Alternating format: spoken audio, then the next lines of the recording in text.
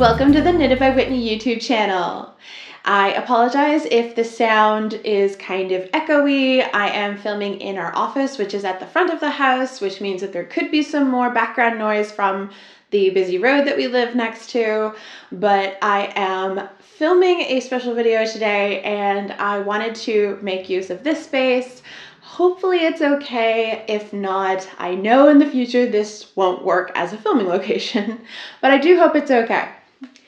It has been quite a while since I've done a pattern roundup video, but I couldn't let another year go by without doing another size-inclusive Advent pattern roundup. Now this is my fourth video, but it's my third year doing a list of size-inclusive garment patterns that can be used with your Advent calendars. And I'm releasing this one a little early because in the past I have released them around the post-Christmas, New Year's Eve kind of time. And I thought this year I kind of want to get ahead because I see a lot of people looking for patterns to make using their Advent calendars. And I've seen a lot of people want to get ahead of the game and start using their Advent calendars as they open them. So I really wanted to put this video out a little earlier than I've done in the past so that if you would like to do that, this video is here for you. I do also have 3 other videos that you can check out if you haven't seen this series of video before. I have linked a playlist down below because I have now included them together in their own playlists. They are also in my full pattern roundup playlist, which includes all of my pattern roundup videos, but I have also put the Advent patterns together in their own playlist. Now I do just want to point out, if you go to those videos after watching this one, you'll see that for the first one and possibly the second, I can't remember off the top of my head, I didn't leave the pictures up for the whole time that I was speaking about them. I did not learn how to do that in my editing until after I released at least the first pattern roundup video. So I have since learned how to keep the pictures on the screen for the entire time that I'm talking about them. But if you go back and you see that they're only up for about 10 seconds, that's why. I didn't know how to keep them up the whole time yet. So if you go to that video after seeing my more recent pattern roundup videos, I have learned and I have improved my editing since then. I have put together a list of 20 patterns for you today, and they are all tops. I don't have any bottoms this time, but I have a bit of a variety of the type of pattern that I'm going to show you today. I have a couple of short sleeve options. I have some all over color work options. I have some fade options. I have some marling options, cardigans, sweaters. There is a smorgasbord of stuff available in this video, and I am very excited to share that with you. I'd also like to point out that in this video, there are options that are made using fingering weight yarn, options with DK, so that would be either a DK weight Advent calendar or holding your fingering weights minis together. And I have a couple of marling and fading options that have a thicker weight to them, and I think there's only 1 or 2 of them, and they're closer to the end of the video, and they use multiple strands of yarn held together.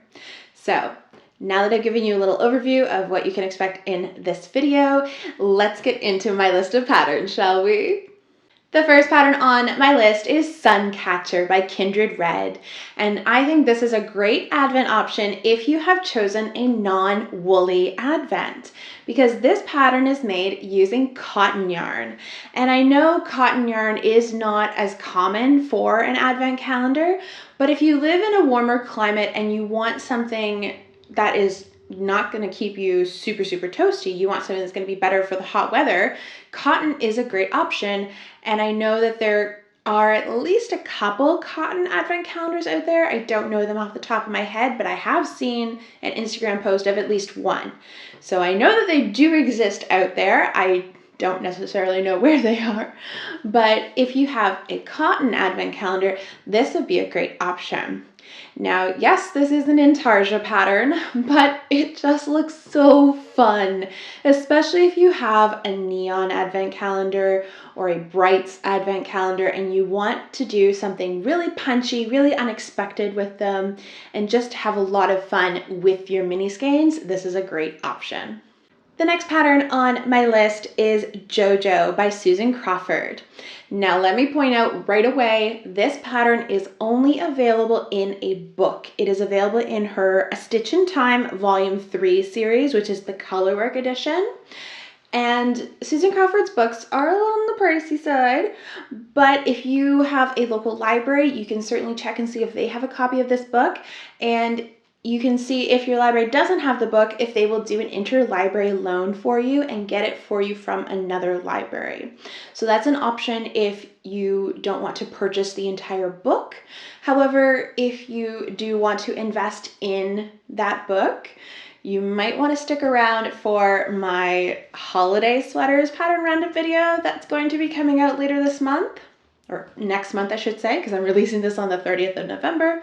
But in December, I'm going to be sharing my holiday sweaters for this year. And there is a sweater on that list that is also in this book. So if you're interested in both Jojo and potentially a Christmas sweater, you might want to invest in this book, as well as the other sweaters that are in the book. There's a lot of patterns there. But just wanted to let you know that just in case you were really interested in this pattern, but you did not want to invest in the book, you can also check with your local library to see if you could borrow the book. Now, let's look at Jojo. It looks really intimidating, I know. But I have a friend in my knitting group who is currently knitting this because there's a knit along happening with Susan Crawford Vintage, and it's amazing. The pattern looks like it's not done with color work, but it's all slipped stitches. It's incredible. And if you're worried about weaving in your ends, don't be. My friend said that there's a special technique in the pattern to help you deal with your ends, and she said it's just brilliant. So I have seen this pattern in action. It looks really, really cool. This pattern is also a good option if you were a fan of my Knit Flick series that I did on Instagram a couple years ago, because this is the size-inclusive expansion of the pattern designed for Scarlett Johansson in the movie Jojo Rabbit, hence the name Jojo. So if you are all interested in doing any cosplay such as that character, this is a pattern that you could make. But aside from all of that, it's just a really fun colorwork pattern that looks very impressive, but has a few tricks up its sleeve to help you do it if you're not a very proficient colorwork knitter, but you still want that look. And it's so fun because you can change your colors at any point in the pattern. You could do as many different colors as you would like. You could do a repeating color series. I just think there's a lot of great options that are available to you to play around with color. The next pattern on my list might look a little familiar to you because it is a sister design to a pattern that I shared in one of my earlier size-inclusive Advent roundups. This is the Gingham pullover by Claire Jackson of Perfectly Knotted. Claire is one of my favorite designers. I have only recently started making some of her patterns and I've been over the moon with them, but this one was designed specifically for Sorella Yarn Co. And this was for one of their yarn collections. I'm not quite sure which one it was. It might have been like a summer one or something like that, but it's made to look like gingham, but it's all done using intarsia squares. Now this one is a DK weight pattern, so this one would be useful if you got a DK weight advent calendar or if you want to hold your fingering weight minis double. Now this one, you don't need to mimic the gingham look. You could do every different square a different color. You could play around with mixing them if your advent has very similar colors and sort of try your hand at making it look like gingham or like plaid or something like that. But I love this option for that. And this one is also good if you have maybe like a 12 skein advent calendar and you want to use those with a full skein, or multiple full skeins I should say, of a plain color in your stash. So this one can also be used for stash busting. Technically, any of the patterns in my size-inclusive Advent pattern roundup videos can be used for stash busting as well, because I've looked at both patterns designed specifically for Advent calendars, as well as very overly colorwork sweaters and scrappy sweaters. So they can also apply if you have a large amount of stash yarn that you want to use up, such as your scraps, or if you do have a collection of minis that you've had from different occasions. But I really love the gingham pullover because you can have the freedom to either make every square different or work it together to create kind of a cohesive palette, and I think that's a really fun option. Now you might look at the next pattern that I have on this list and think, Whitney, how could you possibly use that for an advent calendar? It's a plain sweater. But hear me out. This is the Clear Sky sweater by my friend Hannah of Herbgarden Knitwear. And if you take a close look at it, you'll see that even though it's a plain sweater, as in it's done with one color, there is a repeating texture detail every so often on the sweater. And all of those wide sections, including the bottom ribbing, count to 12.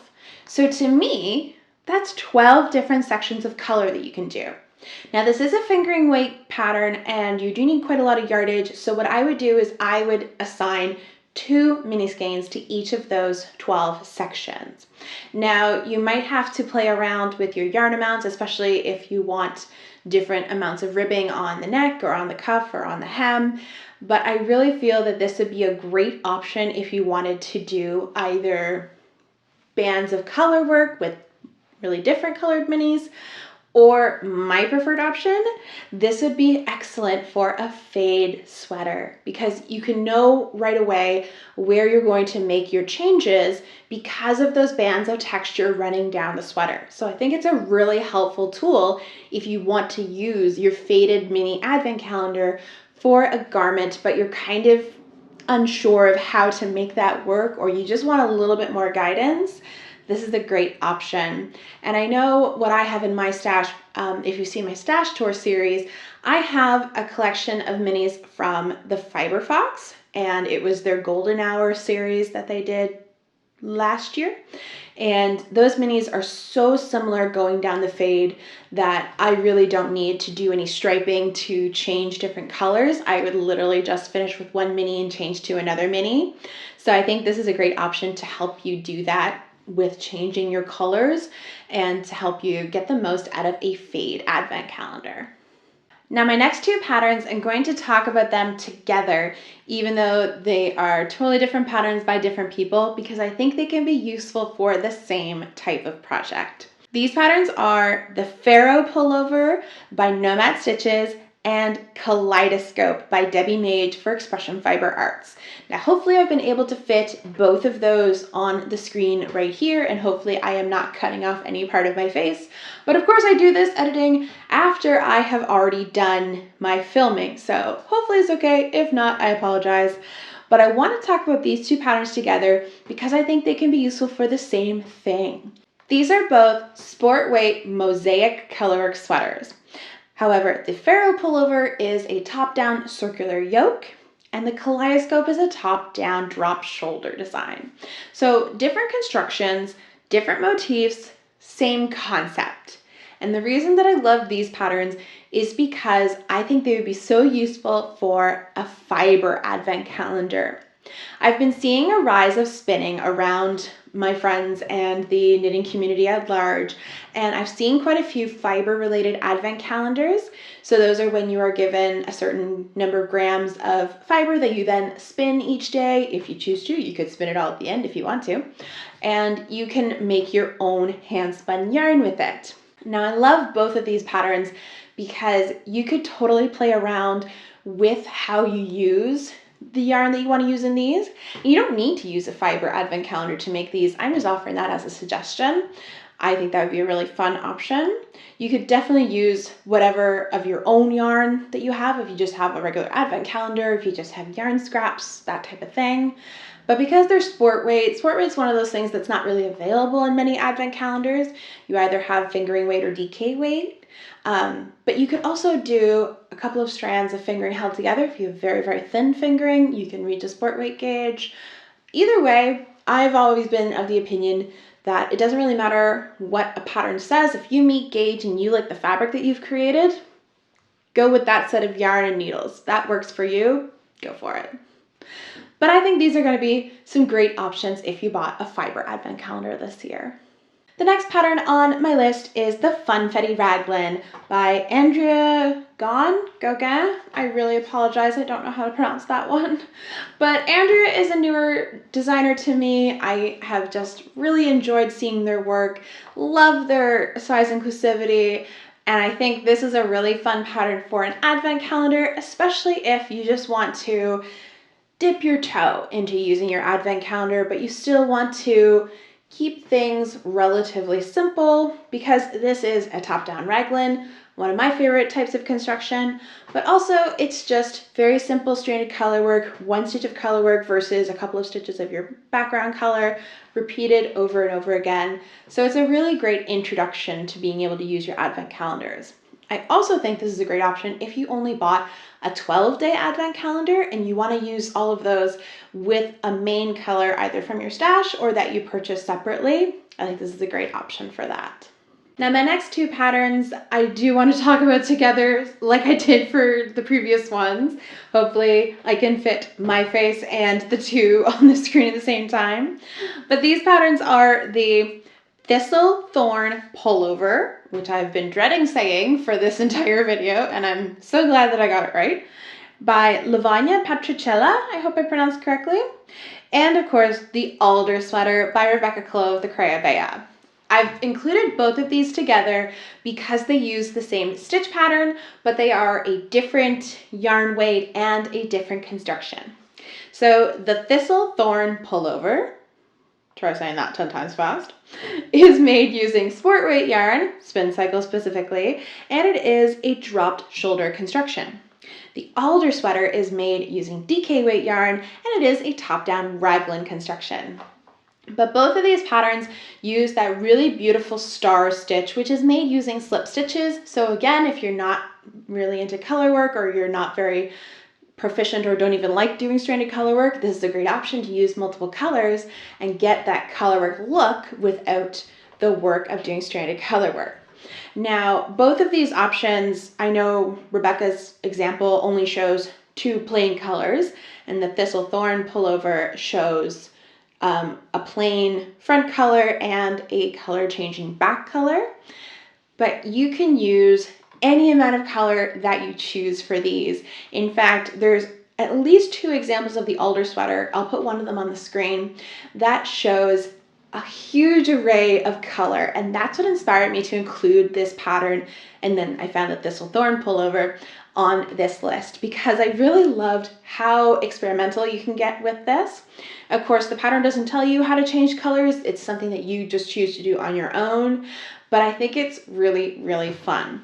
You could do the option like the Thistle Thorn pullover where you only change color with one of your colors. So you keep a static color for either the main color or the contrasting color.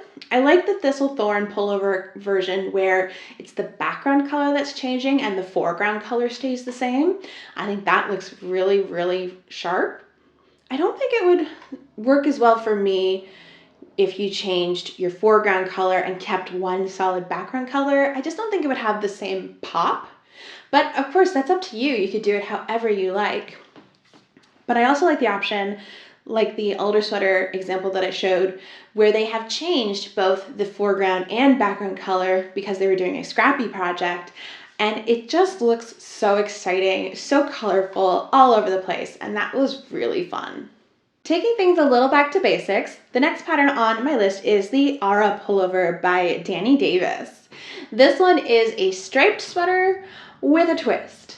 I really love that this one has stripes going in two different directions. And it's kind of hard to tell just by looking at the pattern how that is done. Is it done in panels? Is it done with intarsia? It's kind of hard to tell, but it is so fun. And I really feel that this would be an interesting way to show off your advent colors because you can always do a striped sweater. That's a fairly simple way of using your advent calendar, and there's nothing wrong with that. But if you want the look of stripes, but you want it to have a little more oomph to it and just be a little different, this one is a fun option. So I wanted to provide that one as well. The next pattern on my list is Scrapnificent by Chai Crafts. And this one is both a paid option and a free version. So although there is both a free and paid version of this pattern, you do get more resources if you pay for the pattern, but you can still make the pattern with the free version. You just get a little more guidance if you pay for the pattern, because this pattern is made using 6 to 10 inch long yarn scraps. And yes, I said 6 to 10 inch long yarn scraps.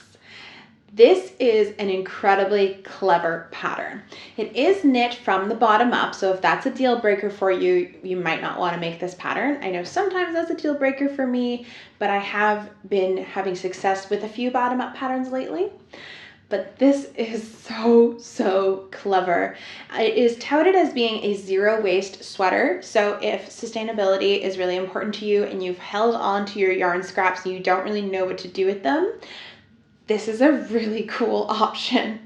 I haven't delved too deep in the pattern, so I don't know the method for joining them, but I do know that if you purchase the paid version of the pattern, you will get a guide to how to achieve the exact same look that Chai Crafts has achieved in her sweater example, as well as advice on how to create a striped version, an advent version, that type of thing. But this is a really fun option if you want to do a zero waste sweater, or if you just want something different, something wild and out there. It just looks really cool, and that's why I included it on my list. The next pattern on my list I have chosen specifically for a faded advent calendar. This is the Adventurer Sweater by Claire Jackson of Perfectly Knotted. Now, this one is a DK weight sweater, so you could either use a DK weight advent calendar or you could hold your fingering weight minis double. But I love it as a fade option because you go from one end of the sweater all the way to the other with your yarn colors, and it is knit flat and then seamed together. It's a really cool construction. It's something that I don't see very often. I have included sweaters like this in my advent roundups in the past, but this is a new one on the block, and so I wanted to share it. I also think this would be great if you got an advent calendar that maybe it doesn't fade, but it's a very cohesive color palette and you want to work the colors in a certain way so that you get a really fun variation of color. I think it's really fun to see it done side to side instead of top to bottom. It's just a different way of doing things, and I think it's a really cool option. Sometimes you don't want to make a sweater with your advent calendar, so I have something else instead. This is the Sidsel vest, I hope I pronounced correctly, by Skabagtig, which I hope I pronounced correctly. I am so sorry. I do believe it's Danish, and obviously I don't speak Danish, so I do apologize if I pronounced anything incorrectly. But this one is a wrap front vest. And to me, this gives the same vibes as a house coat without the sleeves because it's done in the same style of that wrap front with a tie.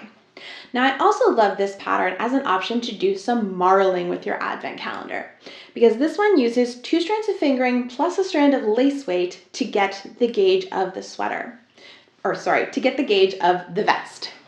And I think that's really fun if, like me, you have a variety of minis available and you don't really know what to do with some of them. You maybe don't have a cohesive amount that you would use for either a striped advent project or a colorwork advent project because they're just too similar. They wouldn't pop against each other. This is a fun option to use up your scraps.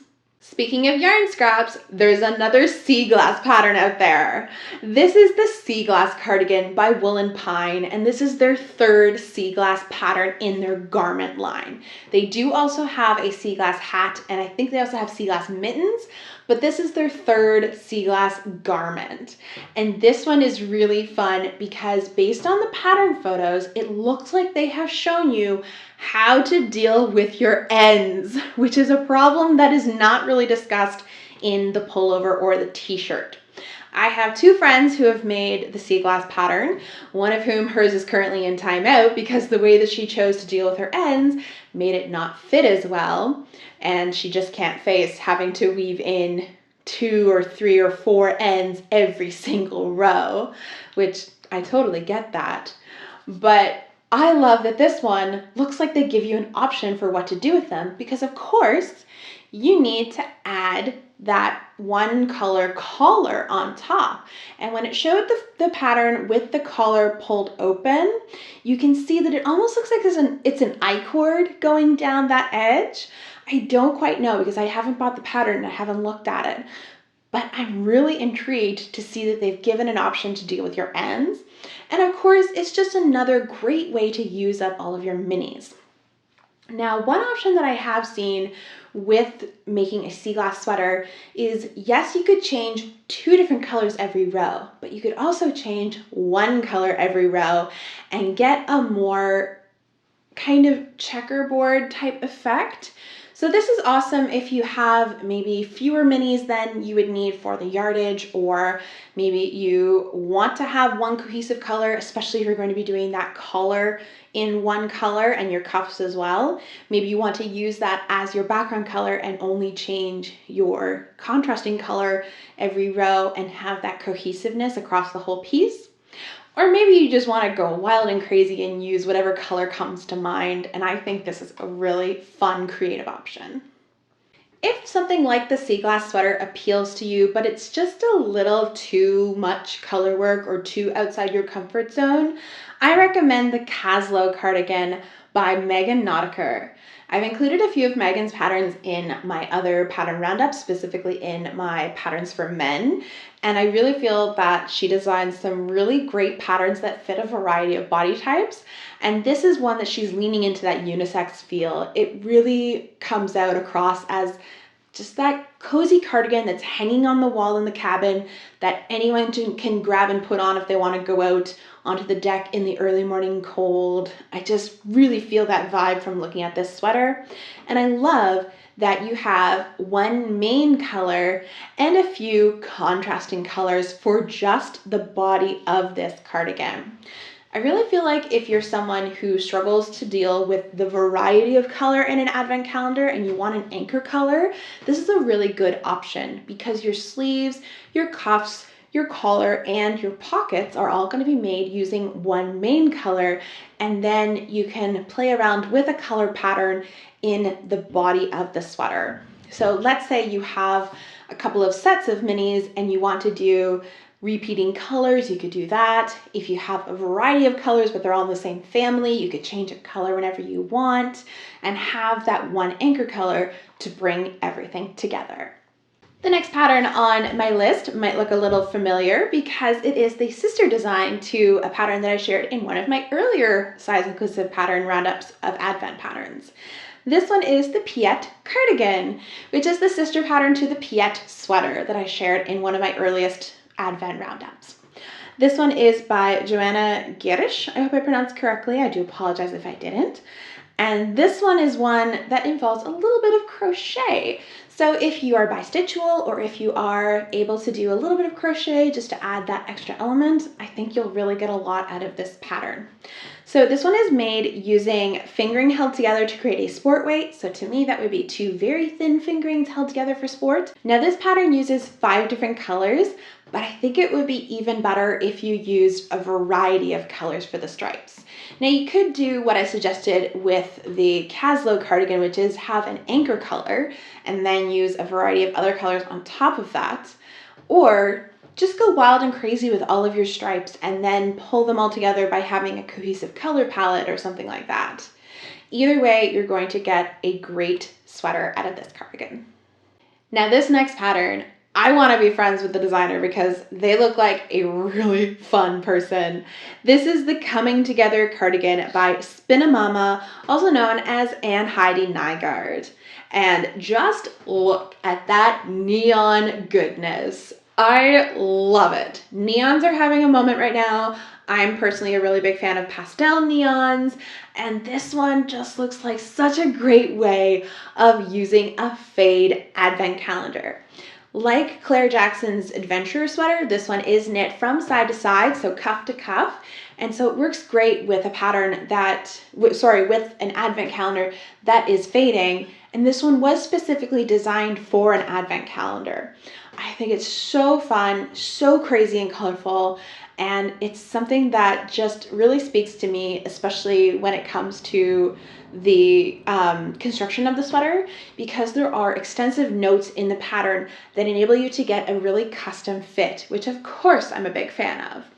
So this one is one that would work great for a fade, but you could also just use any color you want and have this really fun changing of colors across the body of your sweater. in a really fun way. Now I'm going to be honest, this next pattern that I've chosen, I kind of chose specifically because of the name.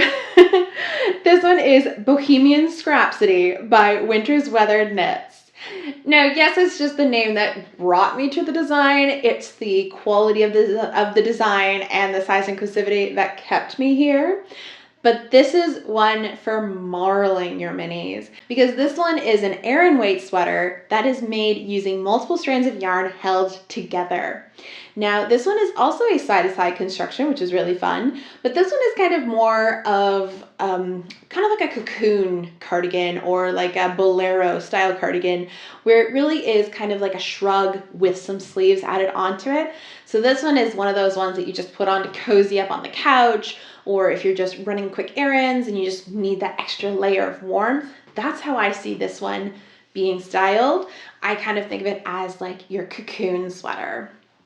But this one's really fun because if you're like me, you have multiple minis from past years hanging around in your stash, you don't quite know what to do with them. This is a really great pattern to use them for. And you use kind of like an anchor color for your ribbed edging and your cuffs to sort of pull it all together, or just put that little bow on top of the present. I should have specified before I talked about Bohemian Scrapsody that these last three patterns are all made using yarns held multiple strands together, because these are all the marling patterns, and we're finishing off this pattern roundup with two more that are also all about throwing your yarns together. The second last pattern on my list is Blend by Shaina Bilow. This one is my favorite style of cardigan, just that open front cardigan, kind of longer, ends around the hips or so, nice big pockets on the front. The styling of it reminds me of my Edith cardigan that I get a lot of wear out of, but this one uses your yarns marled together.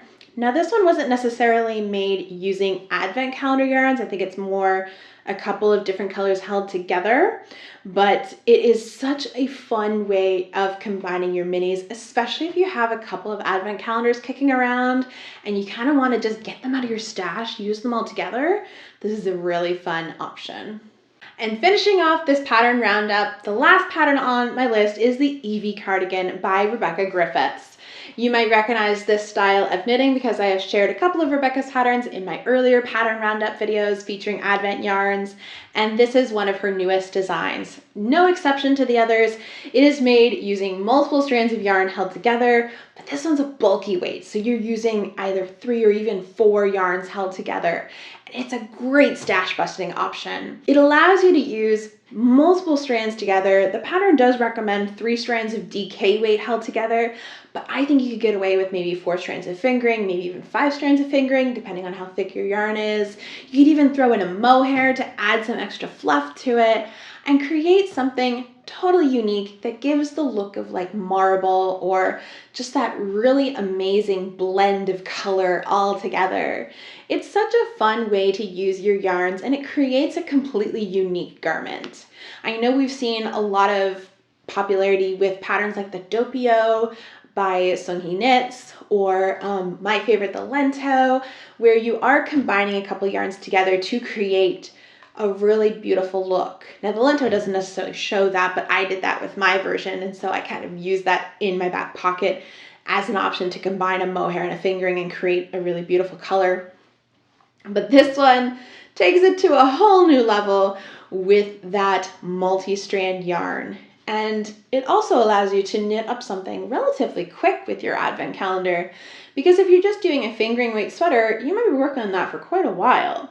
But if you're making a bulky weight pattern, that's going to go so much faster. And that wraps up my list of 20 size-inclusive advent patterns for 2024. I really hope you enjoyed this list of patterns. If you do have an advent calendar this year, maybe I provided some inspiration for you of what you could make with them. Again, I have linked the playlist below for all of my size-inclusive advent pattern roundup videos, so you can check out more if you haven't seen them already. And if you know someone else who might like this video, please share this and send it on to them. I have so much fun putting these videos together, and especially the advent patterns, because I started this series because I didn't know what to do with my own Advent patterns, and I didn't want to make something like a shawl, which is the most common thing that I see people make with their Advent yarns.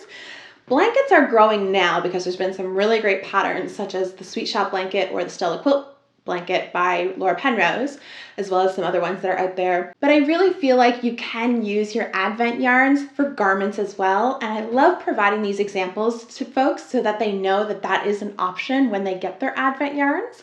And especially someone like me, I don't really use a lot of housewares, I don't use a lot of accessories, especially not ones that are made using 24 different colors. So I really wanted to have size-inclusive garment options as something that I could use an Advent for, and I wanted to share that with all of you.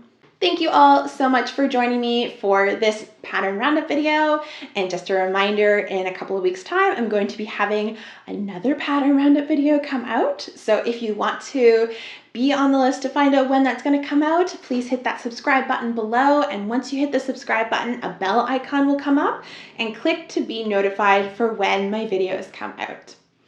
Just a reminder, I do have a link to my Ravelry wish list in the description box below, and you can buy me a pattern as a tip if you would like to give me a little tip, but there's no pressure, only do it if you would like to. If you're new here, thank you so much for joining me, and if you're a returning viewer, thank you so much for coming back. I really appreciate it. While you're here, it would help my channel if you could hit that like button, subscribe to my channel, and leave me a comment below. Let me know what your favorite pattern from this roundup was. I'd love to chat in the comments. Thank you all so much for joining me, and I hope you all take care and happy Advent knitting!